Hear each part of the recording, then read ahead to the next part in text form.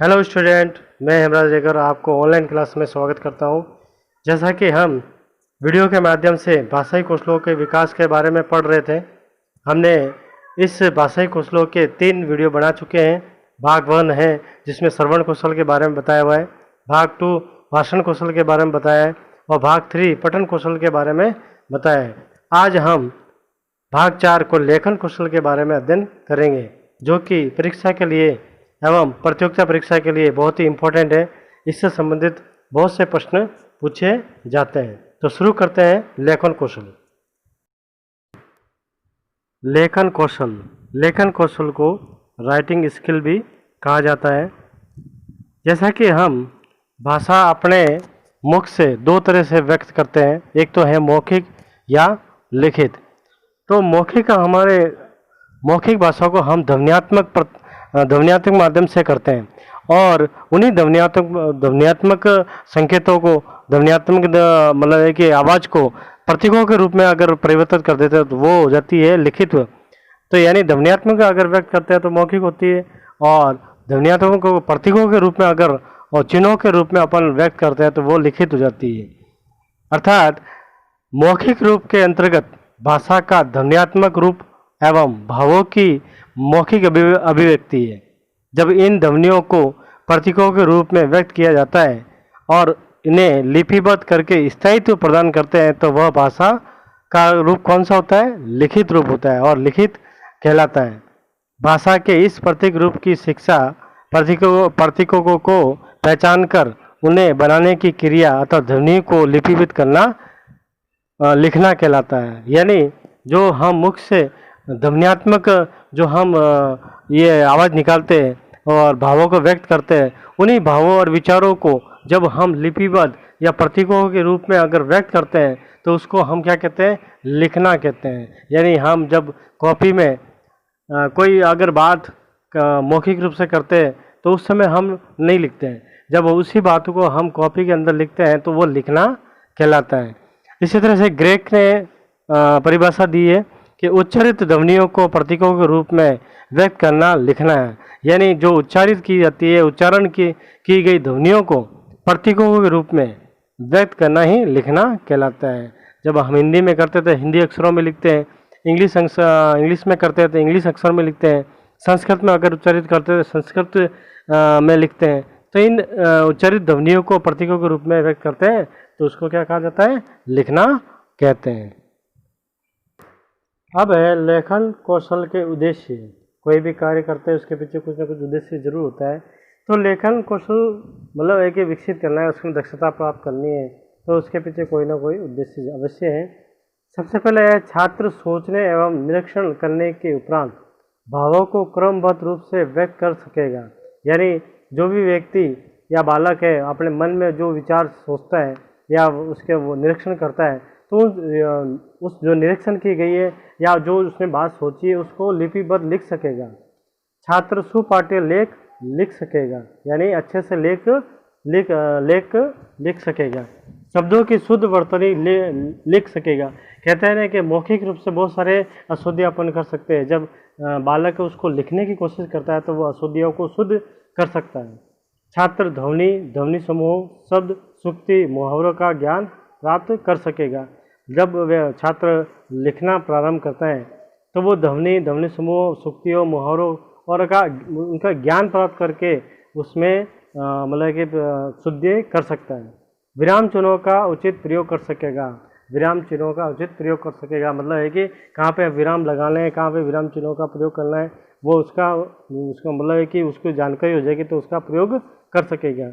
अनुलेख, प्रतिलेख तथा श्रुतिलेख लिख सकेगा। अनुलेख यानी मतलब है कि कुछ चीज़ लिखने के नहीं, मतलब जो विषय वस्तु होती है उसके पीछे देख करके लिखना, उसको बोलते हैं अनुलेख।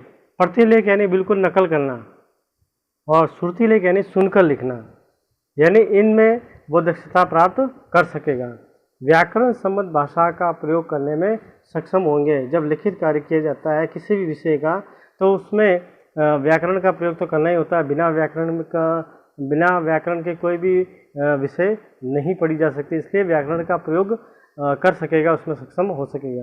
वह वाक्यों में शब्दों, वाक्यांशों तथा उपवाक्यों का क्रम अर्थ के रूप अनुकूल रख सकेगा। यानी 4 तरह के वाक्य होते हैं, सकारात्मक, नकारात्मक, प्रश्नवाचक। तो उन प्रश्नों को नहीं, उस उन वाक्यों को वो अपने अर्थ के अनुकूल, अर्थ के अनुसार वो एक व्यवस्थित कर सकेगा। ये उसमें एक दक्षता प्राप्त हो जाएगी। विभिन्न रचना वाले वाक्यों को शुद्ध गठन करेगा। और जैसे जैसे वो लिखने का मतलब लिखने की कला में एक कौशल प्राप्त कर लेगा, तो वो किसी भी वाक्य को अच्छे से ढंग से लिख सकेगा, वह इसमें दक्षता प्राप्त कर सकेगा। अब है अपने लेखन कौशल के गुण, यानी लेखन कौशल के क्या क्या गुण होने चाहिए। लेखन सुंदर, स्पष्ट एवं सुडौल हो।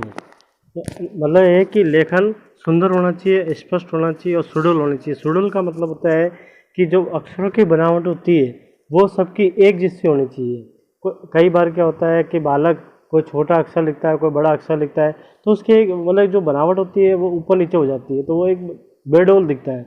यानी अक्षरों की जो बनावट एक जैसी हो।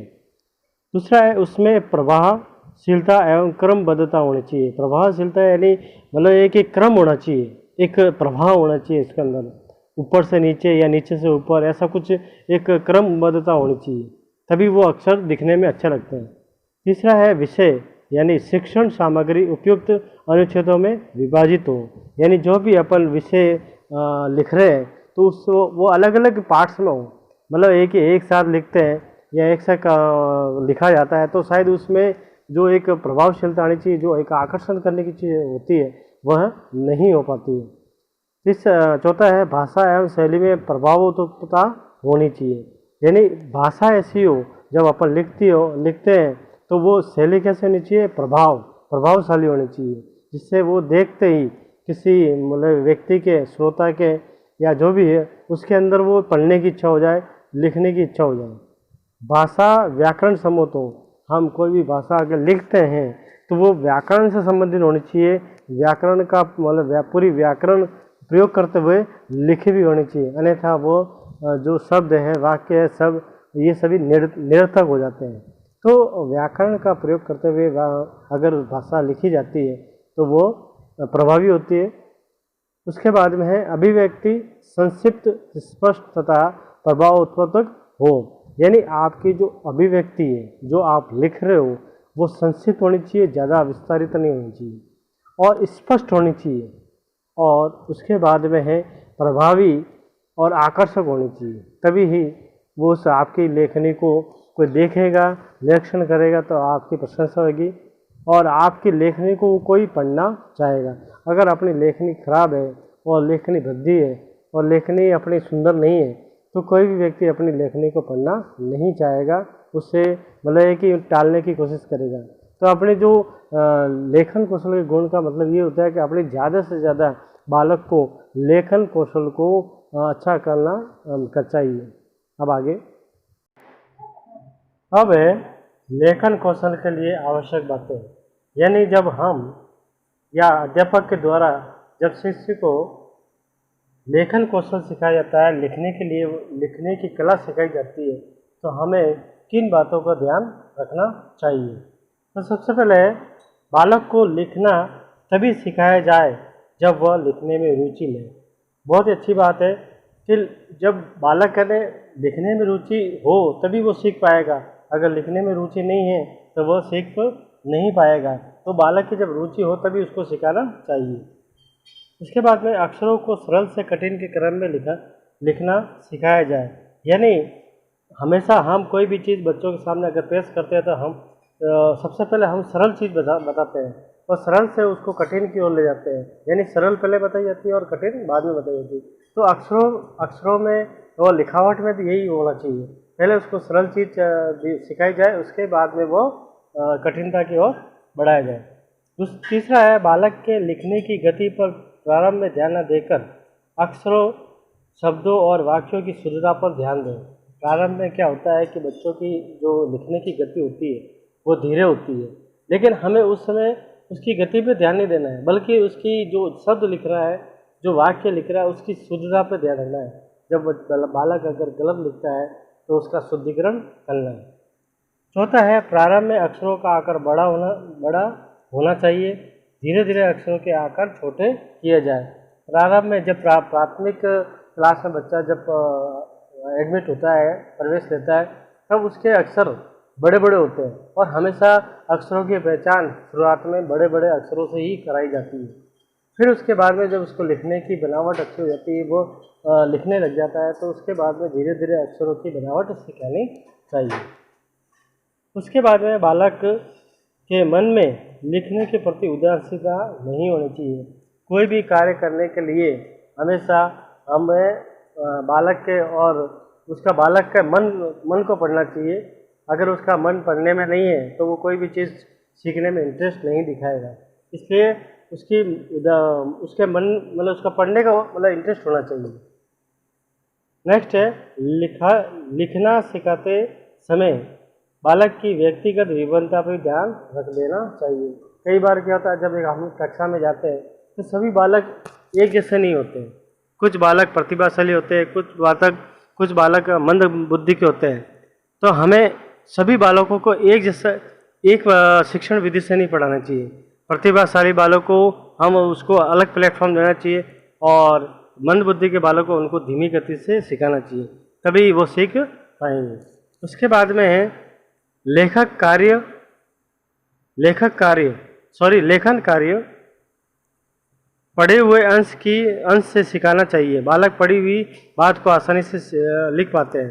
कई बार क्या होता है कि हम अगर कोई बच्चों को विषय वस्तु सिखाते हैं या लिखवाने की कोशिश करते हैं, तो बालक को उस विषय वस्तु के बारे में पहले से जानकारी हो, वो पढ़ा हुआ हो, तो उसी के अंदर से अगर उस विषय वस्तु के अंदर से हम पढ़ाएंगे तो बच्चों को जल्दी सीखने में आएगा और जल्दी से उसको लिख पाएगा। अब है लेखन शिक्षण की प्रविधियाँ, यानी लेखन कौशल को सिखाने के लिए, लेखन में दक्षता प्राप्त करने के लिए कौन कौन सी विधियाँ हैं। तो सबसे पहले विधि है मॉन्टेसरी विधि। मॉन्टेसरी विधि में मॉन्टेसरी में लिखना सिखाने में आँख, कान और हाथ तीनों के समुचित प्रयोग पर बल दिया जाता है। उनके मतानुसार पहले बालक को लकड़ी अथवा गत्ते या प्लास्टिक के बने हुए अक्षर पर उंगली फेरने को कहा जाता है। फिर उन्हें पेंसिल को उन्हीं अक्षरों पर घुमाने के लिए कहा जाता है। पेंसिल प्राय रंगीन होनी चाहिए। इसी प्रकार बालक अक्षरों के स्वरूप से परिचित हो जाता है और वो लिखना सीख जाता है। अब है रूपरेखा अनुकरण विधि। रूपरेखा अनुकरण विधि में, इस विधि में शिक्षक श्यामपट्ट या स्लेट पर चौक या पेंसिल से बिंदु रखते हुए शब्द या वाक्य लिख देता है और छात्र से उनके निशाने पर पेंसिल से लिखने के लिए बोलता है, जिससे शब्द, वाक्य, वर्ण उभर आए। इस प्रकार अभ्यास के माध्यम से वर्णों को लिखना सीख जाता है। अब है नेक्स्ट स्वतंत्र अनुकरण विधि। इसमें अध्यापक श्यामपट्ट या कॉफी स्लेट पर अक्षरों को लिख देता है और छात्रों को कहता है कि वे उन अक्षरों को देखकर उनके नीचे स्वयं उसी प्रकार अक्षर लिखें। इसके बाद में है तुलना विधि। हिंदी भाषी क्षेत्र में तुलना विधि उपयोगी मानी जाती है। बालक को तीसरी चौथी कक्षा में मातृभाषा के लेखन का अभ्यास हो चुका होता है, अतः उसे तुलना करते हुए हिंदी भाषा शीघ्रता से सिखाई जा सकती है। उसके बाद में है पेस्टोलॉजी विधि। इस विधि में वर्णों की आकृति को अलग अलग करके उनका अभ्यास कराया जाता है। जैसे 0 से 1 है, क से कबूतर है, ख से खरगोश है, ऐसे अलग अलग करके लिखा जाता है। लास्ट में है जैक टॉक विधि। इस विधि को सबसे पहले जैक टॉक नामक शिक्षाशास्त्री ने प्रयोग किया था। इस विधि में बालक स्वयं त्रुटियों को संशोधन करता है, मतलब है कि अपनी गलतियों को सुधारता है। बालक अध्यापक का अनुकरण करके एक एक शब्द लिखवाता है और वो मूल रूप से उसको लिखना सीख जाता है। तो इस तरह से लेखन की बहुत सारी शिक्षण विधियाँ हैं। अगले वीडियो में हम अगला विषय पढ़ेंगे। धन्यवाद।